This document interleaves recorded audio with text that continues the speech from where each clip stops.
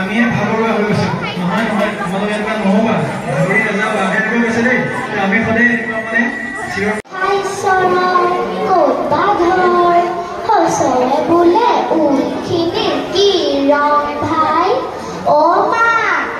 আমাক সকলোৰে হৈ মৰম চেনেহ জনাইছে আৰু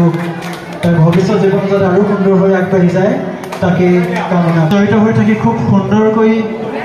কবিতা আবৃত্তি কৰিছে তেওঁ নিজৰ প্ৰতিভা প্ৰকাশ কৰিছে শ্ৰীমতী তন্ময়ী সন্দিকৈ মৰম চেনেহ শ্ৰদ্ধা জ্ঞাপন কৰিবলৈ আগবাঢ়িছোঁ আৰু এয়া আমাৰ কৰ্মকৰ্তাসকল আগবাঢ়িছে তেখেতক প্ৰথমতে এয়া এখনি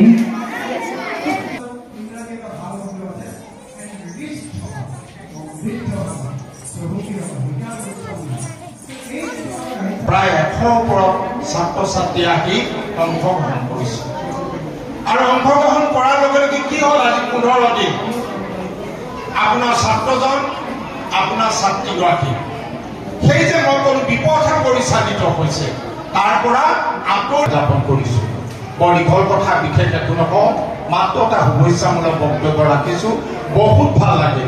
ইয়াৰ আগত যোৱা বছৰ সাপেখাতি হাই ছেকেণ্ডেৰী হৈছিল নহয়নে যোৱা বছৰ সাপেখাতি হাই ছেকেণ্ডেৰীত এই চৰকাৰীভাৱে অনুষ্ঠান কৰিছিল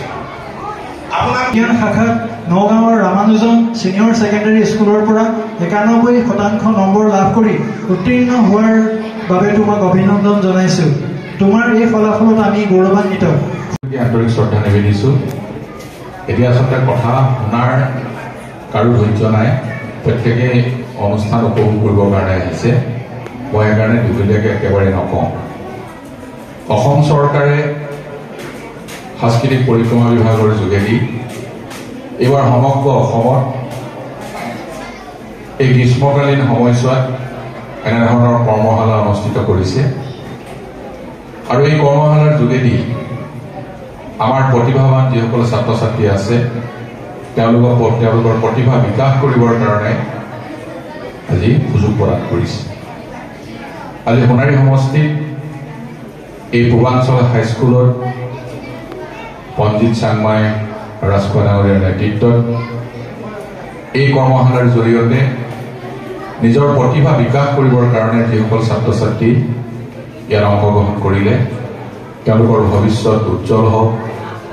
তাকে কামনা কৰিছোঁ আৰু চৰাইদেউ বুলি কোৱাৰ লগে লগে সাংস্কৃতিক ক্ষেত্ৰখনতেই হওক ক্ৰীড়াৰ ক্ষেত্ৰখনতেই হওক আধ্যাত্মিকৰ ক্ষেত্ৰখনতেই হওক সকলো স্তৰতে আমাৰ উঠি অহা নতুন প্ৰজন্মৰ